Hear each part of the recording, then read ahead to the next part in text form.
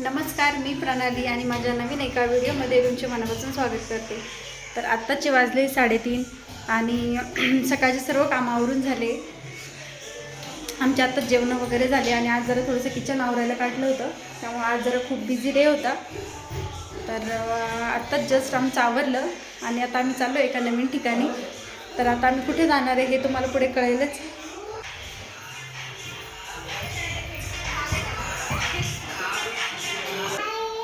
ह्या एक कोमलताई आणि त्या माधुरीताई आणि आम्ही आता चाललोय बाहेर. तर ते तुम्हाला दाखवतोच कुठे जाणार आहे, मला दाखवते पुढे काय काय होतं. चलो, ही माझी भाजी. अगस्त्या, कुठं जायचंय आपल्याला? कुठं जायचंय? तर अशा प्रकारे साडी वगैरे घालून आवरून झालं होतं आणि आता बस निघतच होतो आम्ही. आणि आवरता आवरता खूपच उशीर होऊन जातो सगळं लवकर आवरायचं म्हणलं तरी. तर अशा प्रकारे आम्ही तिघीजणी आणि अश्वथ, अगस्त्य आणि अश्वथचे पप्पा आम्ही चाललो. आणि आम्ही जिकडे चाललो होतो ते फक्त 1 तासाचा रस्ता होता, पण तो 1 तासाचा रस्ता आहे अगदी असं लवकर निघून गेला गप्पा मारण्यामध्ये. आणि छान वाटलं आणि रोड वगैरे पण छान होता तिकडे जाण्यासाठी आणि फुलं इतकी सुंदर वाटत होते ना. तर अशा प्रकारे गप्पा करत आम्ही तर आम्ही आलो होतो देऊळगाव राजा इथे. तर तिथे बालाजीचे अगदी सुंदर आणि छान असे मंदिर आहे आणि जालन्यापासून हे देऊळगाव राजा किंवा हे बालाजी मंदिर फक्त 25 किलोमीटर अंतरावर आहे. तसेच संभाजीनगर येथून 85 किलोमीटर अंतरावर आहे आणि याला एक ऐतिहासिक महत्त्व लाभलेले आहे ह्या बालाजी मंदिराला. तर हे मंदिराची स्थापना अशी झाली होती छत्रपती शिवाजी महाराजांच्या काळामध्ये. छत्रपती शिवाजी महाराजांच्या आई राजमाता जिजाऊ माता यांचे काका जगदेवराव जाधव यांनी या मंदिराची स्थापना 1685 केलेली आहे.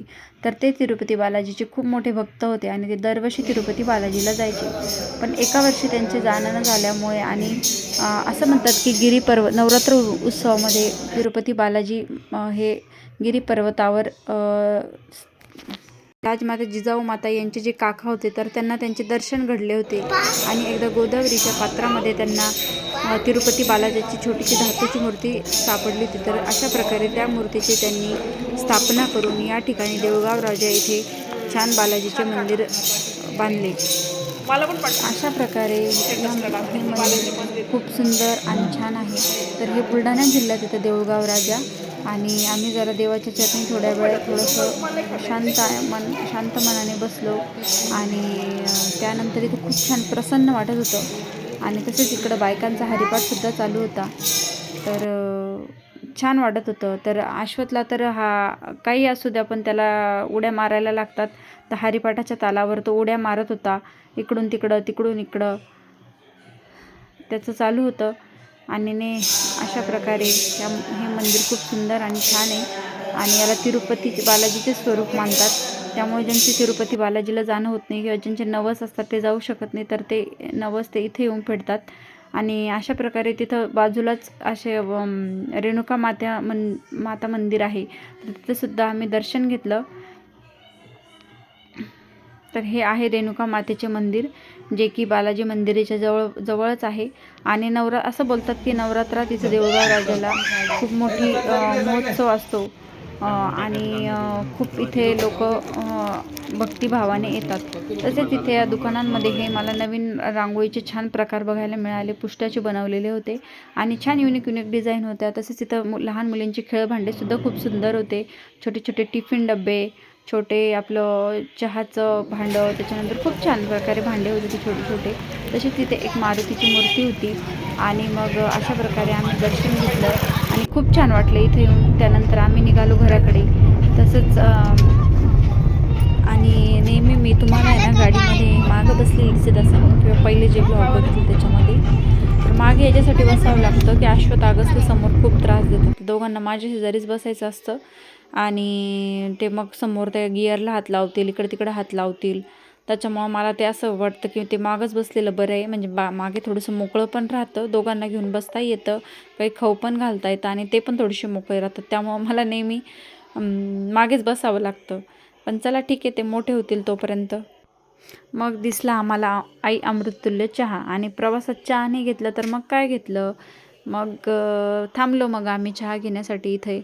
आणि मस्त चहाचं मजा घेत आणि मस्त सूर्यास्त झाला होता, संध्याकाळ झाली होती छान आणि सूर्य मावळलेला होता आणि अशा प्रकारे मस्त आम्ही चहा घेऊन निवांत बसलो होतो आणि आमच्या गप्पा तर काही संपत नव्हत्या. आणि नेहमीप्रमाणे अगस्त्या तुम्हाला माझ्या शेजारीच चिटकलेली दिसेल, ती मला नाही सोडत, ती कोणाकडेच जात नाही किंवा ती मला सोडतच नाही अजिबात, कुठेही जाऊ दे ती माझ्याजवळच असते किंवा फोटोही काढले तर माझ्या अगस्त्यासोबतच जास्त फोटो येतात. अश्वत मात्र मोकळा खेळतो, त्याला एवढं तो असं हे नाही करत, एवढं मला चिटकून नाही राहत तो. तर मग छान अशा प्रकारे आम्ही निवांतपैकी चहा घेतला, काही घाई नव्हती कारण की अजून अंधार पडला नव्हता घरी जायसाठी. आणि मग काय बसलो निवांत चहा घेत. आम्ही आहोत ननंद भाऊजाई, पण आमचं नातं एकदम मैत्रिणीसारखं आहे, आम्ही एकदम फ्री राहतो एकमेकींसोबत आणि दोघींचे स्वभाव पण खूप छान आहे. मग असं आम्ही छान आमच्या गप्पा चालू होत्या. त्यानंतर मग आम्ही निघालो पुढे दत्त आश्रमामध्ये जाण्यासाठी. तर हे आहे दत्त आश्रम, जे जालन्याच्या जवळच आहे आणि हे खूप छान आहे. इथं कॅमेरा अलाउड नाही आहे, नाहीतर मी तुम्हाला दाखवलं असतं. तिथे गेल्यावर खूप मनाला समाधान आणि खूप प्रसन्न वाटतं. इथं कॅमेरा अलाउड नसल्यामुळे मला काही दाखवता नाही आलं. मग आम्ही निघालो घरी. तर आत्ताच आम्ही घरी आलो आणि येताना चहा घेतला होता. तर आता स्वयंपाकाची तयारी तर दाखवते मी आता काय स्वयंपाक करणार किंवा काय स्वयंपाक करायचं ते ठरवते, अजून ठरलं नाही. तर अशा प्रकारे भेंडीची भाजी केली होती आणि भाजी खूप छान झाली होती. पोळ्या आणि थोडी पापडाची चटणी पण केली होती. तर एवढ्या सगळ्या गोंधळामध्ये व्हिडिओ एंड करायचाच राहून गेला होता.